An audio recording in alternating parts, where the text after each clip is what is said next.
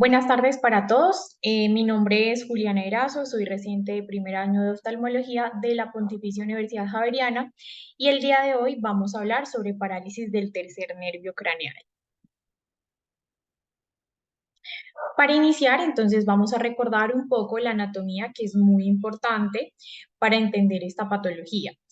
Entonces, el tercer nervio craneal sabemos que va a inervar el músculo elevador del párpado y también cuatro de los músculos extraoculares que van a ser el recto superior, el recto inferior, el recto medio y el oblicuo inferior. Y también nos permite la constricción de la pupila a través de sus fibras parasimpáticas que van a inervar el músculo liso del cuerpo ciliar y el esfínter del iris. Como vemos aquí en esta imagen, entonces, tiene su núcleo en el mesencéfalo y este a su vez consta de varios subnúcleos. Para iniciar, el subnúcleo del elevador es único, que es el central, y este va a inervar a ambos músculos elevadores del párpado. El siguiente va a ser el núcleo medial que va a inervar al recto superior contralateral, como vemos aquí estas fibras que se decusan. Y en cuanto al subnúcleo lateral está el dorsal, el intermedio, el ventral y van a inervar al recto inferior, al oblicuo inferior y al recto medial respectivamente. Y también en este caso tenemos el núcleo de Edinger-Westphal, que es muy importante, y es el núcleo pupilar parasimpático. En esta otra imagen vemos el recorrido entre las superficies ventrales del mesencéfalo hasta la entrada del seno cavernoso del tercer nervio craneal. Como vemos aquí, tiene una relación lateral con la arteria basilar y pasa entre la arteria cerebral posterior y la arteria cerebelosa superior. Luego se va a dirigir hacia adelante para finalmente atravesar la aracnoides, la dura madre y así llegar hasta el techo del seno cavernoso. Aquí en esta región es importante conocer su anatomía, ya que pueden haber aneurismas compresivos, como lo es el de la arteria comunicante posterior, afectando especialmente el componente parasimpático de la pupila, ya que estas fibras van a viajar rodeando al nervio y van a ser más dorsales y periféricas. Aquí vemos todo el recorrido en general, entonces vemos cómo sale de su núcleo y pasa ventralmente por otras estructuras también importantes del mesencéfalo, como lo son el núcleo rojo, entre otros. Luego va a ingresar al espacio subaracnoideo, va a pasar lateral al seno cavernoso, que también es importante porque va a estar en relación con otros nervios craneales, como lo son el cuarto y el sexto. Y finalmente se va a dividir en su rama superior e inferior al ingresar a la fisura orbitaria superior. Aquí vemos cómo esas subdivisiones van a inervar diferentes músculos. Entonces, la subdivisión superior va a inervar al recto superior y al elevador del párpado, y la inferior al recto inferior y al oblicuo inferior. Y en este caso también puede haber afectación del componente pupilar porque esas fibras parasimpáticas hacen sinapsis en el ganglio ciliar y luego discurren junto con el oblicuo inferior. Aquí un pequeño recorderis de la acción de los músculos inervados por este nervio craneal. Entonces tenemos el recto superior, el cual tiene su acción primaria, que es la elevación. Esta, vamos a ver abajo, que va a ser máxima en la dextro-supraversión si estamos evaluando el ojo derecho y en la levo-supraversión si estamos evaluando el ojo izquierdo. También tiene como acción secundaria la intorsión y como terciaria la aducción. En cuanto al músculo recto inferior, su acción primaria es la depresión, que va a causar una depresión máxima en la dextroinfraversión si evaluamos el ojo derecho y en la levoinfraversión si estamos evaluando el ojo izquierdo. La acción secundaria de este es la extorsión y su acción terciaria va a ser la aducción. El recto medial tiene una única acción que va a ser la aducción y el oblicuo inferior tiene como acción primaria la exciclotorsión, su acción secundaria es la elevación que va a ser máxima en la dextrosupraversión si estamos evaluando pues el ojo izquierdo y la levosupraversión si estamos evaluando el ojo derecho. Tiene como acción terciaria además la abducción. Ya hablando en cuanto a la epidemiología, en general las parálisis de todos los nervios craneales va a ser muy poco frecuente en los niños. Por ejemplo, en un estudio poblacional que se realizó en 1999, que es prácticamente único en este tipo, identificó 36 casos de parálisis de nervios craneales durante un periodo de 15 años y encontró como la incidencia ajustada anual por edad y sexo de 1,7 por 100.000 en menores de 18 años. En este caso, en esta tabla de los resultados de este estudio, muestra que el más afectado aquí fue el cuarto nervio craneal, el tercero ocupó la tercera posición de los afectados y entre ellas las causas más frecuentes son las congénitas.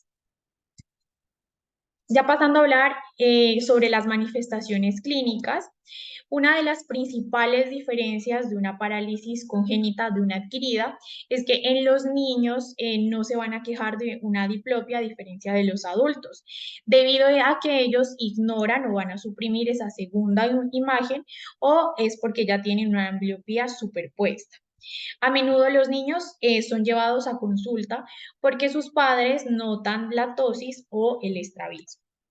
Entonces, ¿qué podemos ver al examen físico? Vemos una tosis completa o parcial, como la vemos en esta imagen. También la pupila puede ser normal o puede estar dilatada y poco reactiva o tampoco puede ser reactiva. Y vemos también los déficits en la aducción, la elevación y la depresión de los músculos extraoculares que se afectan. Entonces, vemos un ejemplo en esta imagen de una parálisis completa, donde se van a deteriorar la mayor parte de la función pues de todos los músculos inervados por este nervio.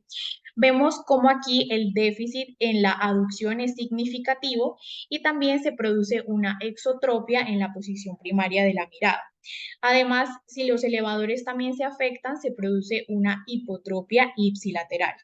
Sin embargo, pues todas estas manifestaciones pueden variar dependiendo de la ubicación y el tipo de lesión que tengamos. Aquí vemos un video de un ejemplo de una niña con parálisis completa del tercer nervio craneal. Como hay una disfunción en todos los músculos extraoculares, además hay una tosis y en este caso también presenta afectación de la pupila.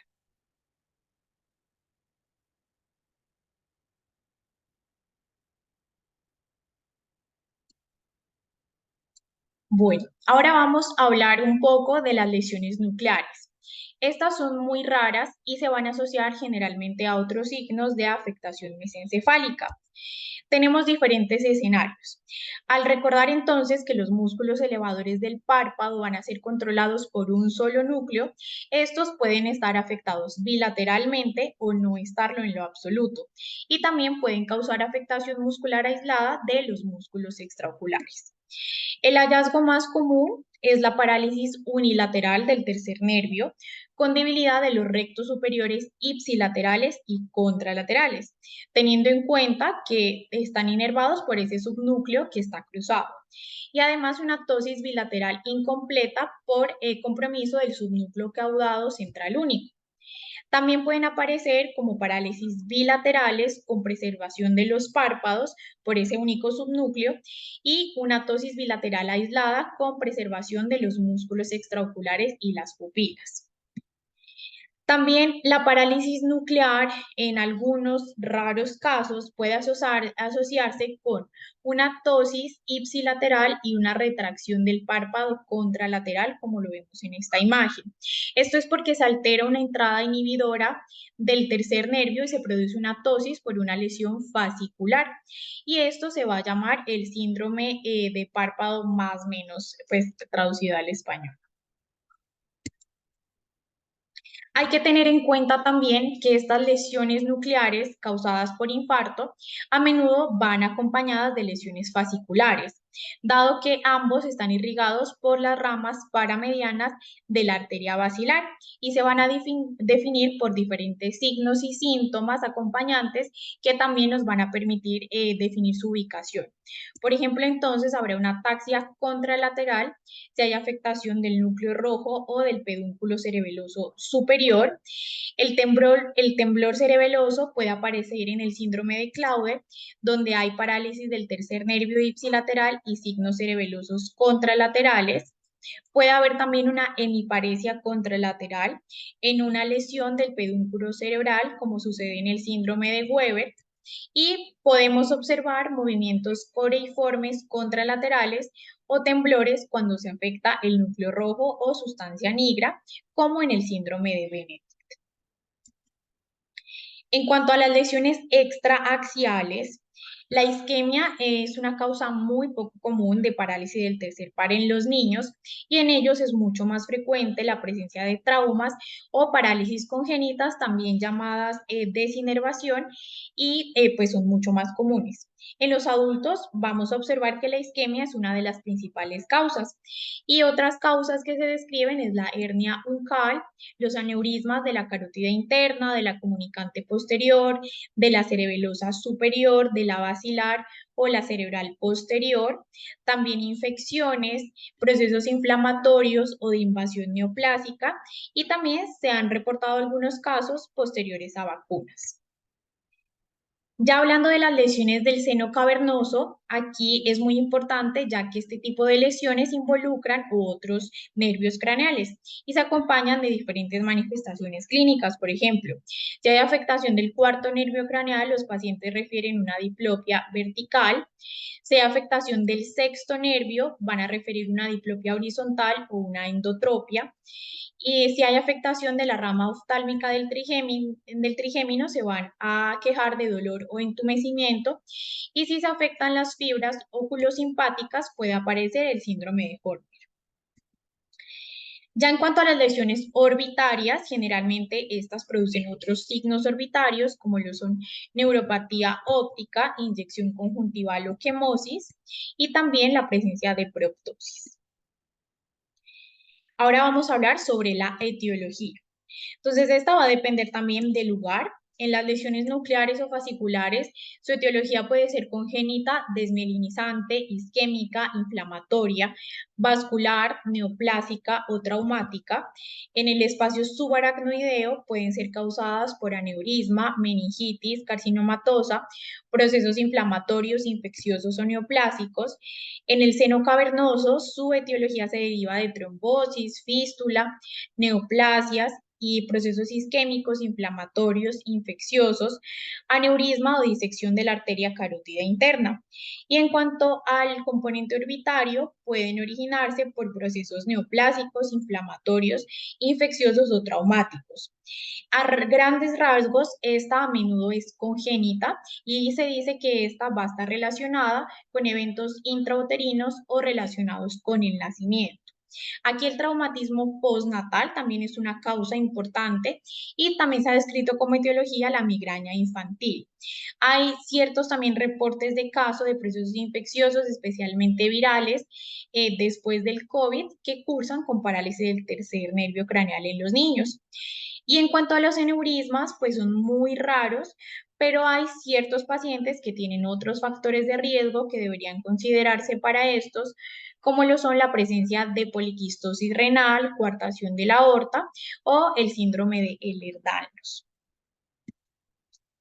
En cuanto a los diagnósticos diferenciales, hay varias condiciones que pueden imitar una parálisis del tercer nervio craneal, como lo son la presencia de lesiones intracraneales, como lesiones compresivas aneurismas, también las enfermedades orbitarias, incluidas las fracturas orbitarias, tumores e inflamación, que pueden afectar los músculos extraoculares. En estos casos nos pueden ayudar a diferenciar las ducciones forzadas, que es esa rotación pasiva que se hace con pinzas oftálmicas para comprobar esa naturaleza restrictiva de la oftalmoplegia. También otro diagnóstico diferencial es la fibrosis congénita de los músculos extraoculares. Esta es una afección que se hereda con un patrón autosómico dominante y está asociada con la ausencia de la división superior del tercer nervio craneal. Otro diagnóstico a tener en cuenta que realmente puede imitar cualquier oftalmoplejía es la miastenia gravis. En esta no hay proptosis, es indolora y hay una preservación de la pupila. Por eso debe considerarse en todos los pacientes con parálisis completa o incompleta del tercer nervio craneal que tengan una preservación pupilar. Esta cursa con tosis, también la presencia de variabilidad y fatiga. Y aquí la prueba del hielo, que es la que vemos en esta imagen, nos puede ayudar a diferenciarlas de otras causas de tosis. En esta, pues lo que se hace es aplicar hielo aproximadamente por 2 minutos en el párpado y vemos cómo se resuelve la tosis palpebral. Otro diferencial es la desviación oblicua. Esta es una desalinación vertical causada por la interrupción de las conexiones vestíbulo-oculares que puede provocar una hipertropia.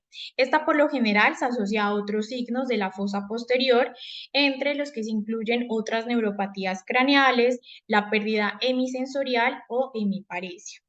Y también se describe la migraña oftalmopléjica. Esta realmente es un diagnóstico de exclusión, pero puede causar parálisis recurrente del tercer nervio en los niños. Ya hablando de la aproximación diagnóstica, entonces, aquí en los niños es muy importante realizar una evaluación que se va a centrar especialmente en la etiología, ya que de esta va a depender el tratamiento. Entonces, por eso se debe indagar toda la historia clínica. Es importante indagar entonces sobre la presencia de factores de riesgo vasculopáticos, como lo son diabetes mellitus, hipertensión o aumento del colesterol. También la presencia de poliquistosis renal, coartación de aorta o síndrome de Ehlers-Danlos. Y aunque los aneurismas en los niños son raros, pues hay ciertas características que nos ayudan a aumentar su sospecha, como lo son la cefalea intensa u otros signos de hemorragia subaracnoidea. En cuanto a la neuroimagen, casi siempre es necesaria y se debe realizar también una punción lumbar en caso de que haya signos de inflamación o de infección meningia. Y además, a menudo también en estos pacientes se requiere la valoración por neurología. Centrándonos ya en la evaluación radiológica, las imágenes nos pueden pues, proporcionar una información útil y es muy importante en la evaluación de todos los niños. Entonces, tenemos la tomografía computarizada, esta es menos sensible para la detección de aneurismas, pero es mejor que la resonancia para observar hemorragias subaracnoideas. En cuanto al angiotac, esta ha surgido como un estudio de primera línea para la evaluación de un posible aneurisma en la parálisis del tercer nervio craneal, aunque esto no se ha respaldado completamente para los niños, pero se ha encontrado que es superior a la angioresonancia. Y ya hablando de la angioresonancia, esta no es invasiva y es más sensible que la resonancia por sí sola, y su elección va a depender de la edad y las circunstancias clínicas de los pacientes. Entonces vamos a tener diferentes escenarios. Primero, la parálisis no aislada, que estas requieren imágenes dirigidas a la localización topográfica. También podemos tener la parálisis aislada más la afectación pupilar y estos pacientes deben someterse a neuroimagen y a algún tipo de estudio de angiografía para excluir aneurisma, aunque sea poco común en los niños. Aquí el angiotac suele ser el estudio de primera línea, pero en algunos casos también puede ser necesaria una angiografía con catéter. Entonces aquí vamos a tener los pacientes que tienen riesgo moderado o incierto de aneurisma, la combinación de una resonancia más una angioresonancia o un angiotac no puede ser suficiente para excluir aneurisma. Y en estos casos se debe considerar la angiografía por catéter, incluso así sea en un niño.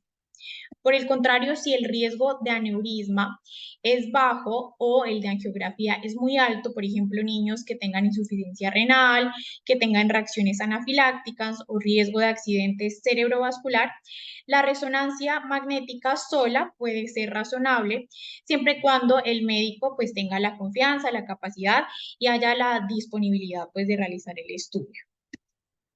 En los pacientes que tengan una parálisis aislada sin afectación pupilar, la angiografía con catéter puede diferirse.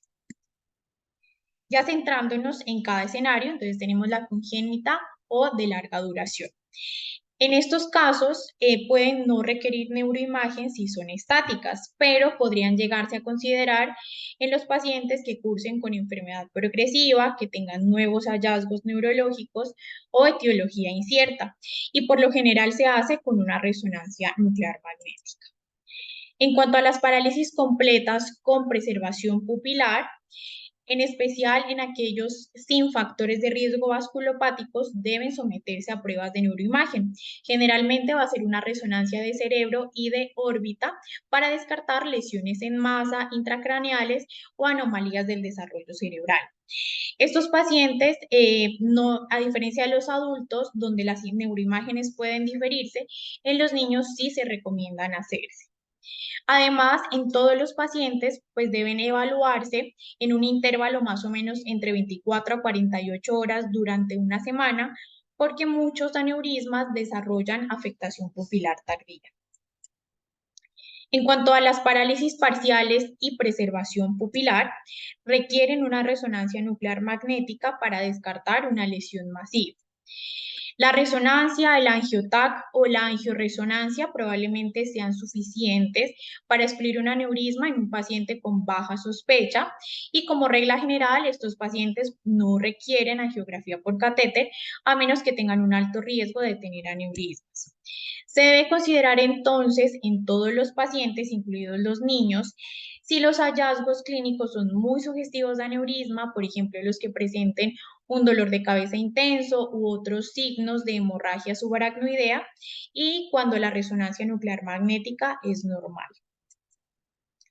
Ya pasando a la parálisis con función pupilar deteriorada, estos pacientes a menudo, pues estas lesiones se deben a lesiones compresivas, como por ejemplo aneurismas o la presencia de inflamación meningia. A pesar de que el aneurisma, pues como ya sabemos, es una causa poco común, el diagnóstico debe descartarse en todos los niños que tengan afectación pupilar que sea inexplicable. Se debe considerar entonces algún tipo de angiografía en todos los pacientes con afectación pupilar completa. El riesgo de angiografía con catéter aquí debe sopesarse frente al riesgo de observación. Y en instituciones pues, que son seleccionadas, el uso de angiotac puede ser suficiente si la calidad de este estudio y la interpretación son adecuadas para excluir el diagnóstico de un aneurisma y si la sospecha clínica es baja. Los niños con estos hallazgos también deben someterse a neuroimágenes, especialmente con resonancia magnética. En algunos casos se puede preferir también imágenes como el TAC si hay signos o síntomas de hemorragia subaracnoidea, ya que esta sin contraste es muy superior para detectarla. Además, el TAC puede estar más disponible en las diferentes instituciones.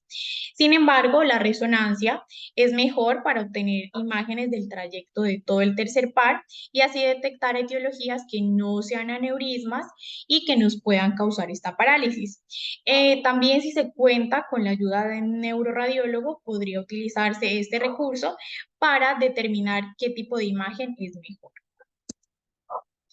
En cuanto a las parálisis no aisladas del tercer nervio craneal, deben someterse a neuroimágenes, preferiblemente la resonancia nuclear magnética con contraste, especialmente con atención a las áreas topográficas sugeridas por los signos y síntomas neurológicos que presenten los pacientes.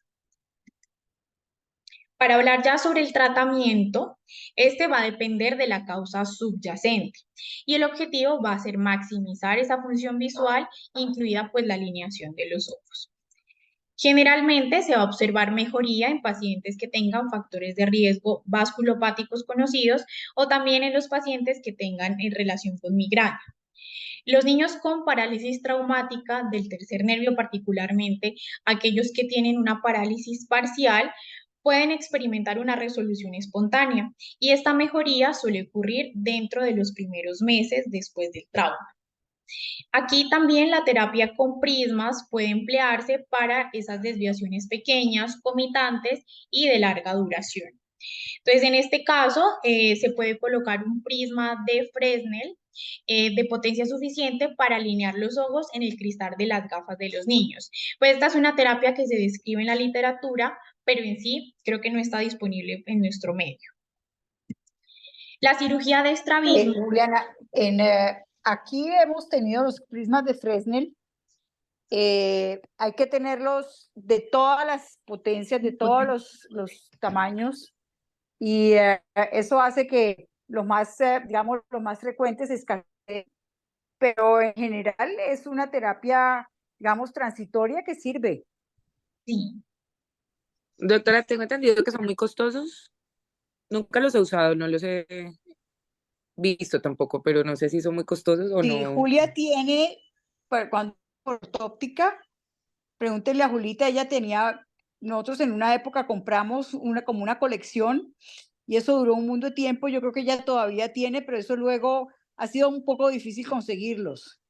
Entonces, de pronto por ahí hay y se le ponen a los pacientes. Se pegan en la gafa y entonces tienen como el mismo efecto de los lentes intraoculares multifocales. El poder prismático se divide en varios prismitas que van divididos y Como queda, aquí se se ve alcanza a ver. como rayadito. Bueno, gracias. Ya hablando de la cirugía de estrabismo, esta pues es útil en las pacientes que han fallado a la terapia con prismas. Sin embargo, pues se debe saber que es muy difícil porque están muchos músculos involucrados y se podría lograr una adecuada alineación ya con múltiples procedimientos y la función binocular a menudo pues permanece deteriorada. Se aconseja esperar al menos entre 6 a 12 meses para una recuperación espontánea antes de la corrección quirúrgica, excepto en casos congénitos, porque se sabe además que los pacientes con una recuperación al menos parcial son mejores candidatos para obtener buenos resultados, tanto funcionales como cosméticos. Ya en cuanto a la terapia de ambliopía, esta puede ser eficaz para mantener la función visual en los niños con enfermedades congénitas. Esto, pues, sin embargo, es muy difícil de lograr. Y también aquí va a ser necesaria la cirugía de ptosis en algunos pacientes. Generalmente se dice que se prefiere en un segundo tiempo a la cirugía de estrabismo.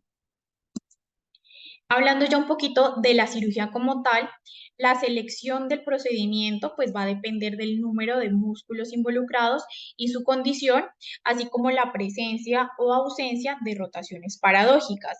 Entonces, en los casos de parálisis incompleta, es muy eficaz una gran retroinserción y resección de los músculos rectos horizontales con supraposición de ambos para corregir esa hipotropia. Y en algunos cirujanos realizan una tenotomía oblicua superior simultánea para reducir la hipotropia. En cuanto a la parálisis completa, un abordaje sugerido es una gran retroinserción del recto lateral más una resección del recto medial o fijación del globo al periósteo orbitario nasal. La desinserción del recto lateral y su reinserción al periósteo orbitario lateral maximiza la inactivación de este. También se describe la división y la transposición del recto lateral al lado nasal del globo y también se ha utilizado la transferencia del tendón oblicuo superior al cuadrante nasal superior del globo. Sin embargo, este procedimiento puede provocar movimientos oculares anómalos. En cuanto a las complicaciones de la parálisis del tercer nervio, el principal pues va a ser el desarrollo de ambliopía, que se desarrolla más o menos entre el 50 al 75% de los pacientes y es causado por ptosis, que es la ambliopía por privación, también por pérdida de la acomodación y estrabismo dado por la desalineación ocular. Otra complicación importante es la regeneración aberrante del tercer nervio, que es una causa frecuente de sincinesia oculomotora y es causada por una dirección errónea de los axones regenerados que van a reinervar los músculos extraoculares equivocados. Y se presenta como una elevación anómala del párpado, la constricción de la pupila o una excursión vertical del globo. Y eso era lo que tenía para hoy. Muchas gracias. Muy bien, yo creo que has hecho un buen resumen de la anatomía. ha sido muy clara en la descripción. Lo que yo tengo para decir es lo que siempre les digo, es que la parálisis del tercer par es una tragedia, ¿no? Es una tragedia porque involucra muchos músculos extraoculares y le deja a uno muy poquito recurso para trabajar allí. Pero en primer lugar, el primer paso es esperar. Primero, hacer un buen diagnóstico, ver cuál es la etiología. La teología. Segundo, esperar y esperar a que haya alguna recuperación. Y en muchos casos, en los jóvenes, sobre todo, y en las traumáticas, se presenta la regeneración aberrante y ahí es bien difícil de jugar con ese nervio que nos está haciendo unos trucos de los que no esperamos, pues, en cuanto a la movilización del globo o del párpado. Y en general lo que yo hago es, ya cuando está estable las desviaciones, opero en un primer paso la desviación horizontal, si la tiene bien grande, y en un segundo paso la desviación vertical. Y eso me ha dado buenos resultados, porque a veces cuando uno entra a hacer como combinaciones para mejorar ambas cosas, la una está como enmascarando la otra.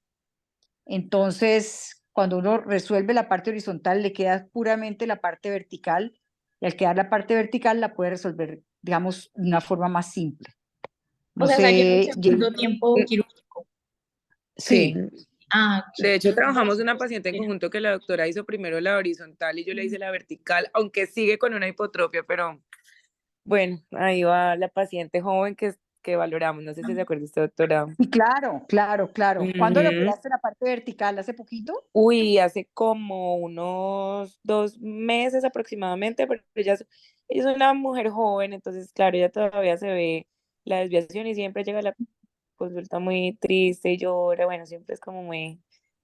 Todavía tiene una hipotropia residual que hay que manejarle, pero mejoró mucho. Lo que pasa es que ya no me llegó a mí, sino a otra persona pues que está trabajando ahí. Ajá. Entonces ella le va a hacer otra vez el vertical, pero no sé qué le va a tocar ahora, la verdad, Ajá. no sé qué ha determinado Sí, hacerle. ellos tienen que saber Pero ha que, mejorado, o sea, ya tenía bastante, como un 30 de hipotropia, mejoró y ahora, pero todavía persiste, pues siento que es muy difícil dejarlos obviamente perfectos, sí. alineados, divinos. Y nunca he visto en un niño, eso sí, no he visto hasta el momento. Yo ¿Y habré se visto sabe más o uno, menos máximo cuánto dos. esperar? O sea, entre la corrección de los horizontales y la vertical. ¿O no? Eh, yo generalmente espero alrededor de 6 meses. Sí. Entre Ok. más espere uno mejor porque hay menos fibrosis, menos reacción cicatrizal. Entonces va a estar más estable la desviación, ¿no? Sí, es mejor esperar, además por el riesgo de isquemia también, pues. Ajá, de isquemia del segmento anterior. ¿Mm? Sí, el niño yo nunca he visto, una vez tuve una sospecha, pero en realidad lo remití a urgencias porque el niño tenía una miastenia, tenía una tosis Ajá. y lo remitimos, yo quedé con el contacto de la mamá, creo que lo vi con Paul, y le hablé a la mamá como a los días y me dijo que todavía estaba hospitalizado, pero era una miastenia. Entonces, en realidad nunca he visto en un niño. Los cuartos Fíjate, sí son mucho pero más también interesante frecuentes. una miastenia en niño, ¿no? Súper interesante, era una niña chiquita, como de unos 3 añitos, de Ajá. raza negra, y que la mamá veía que el párpado caía y a veces estaba bien, y yo, ¡ah! Y entonces ella entró a la consulta y sí, el párpado me ha caído, pero luego jugando un poquito elevaba, le pusimos hielo. Y yo no, es mejor que la remitamos ya para urgencias, que le hagan los estudios. Y sí, se quedó hospitalizada la niña. Ahora creo que perdí el contacto con la mamá, pero ella me dijo que estaban esperando la piridostigmina porque no tenían, Ah, estaban en el HIV. ujú. Ujú. Estaban esperando que llegara para iniciar el tratamiento, pero que sí, ese era el diagnóstico de la miastenia. O sea que se fue con una buena impresión diagnóstica. No, Bueno. sí, un buen diagnóstico diferente. Sí, Bueno, les sí, sí, súper. aconsejo que entren ahora a las 7 a la conferencia de Laura, que Laura está trabajando, Laura Gutiérrez, una de las primeras promociones o sea, de la primera promoción que se graduó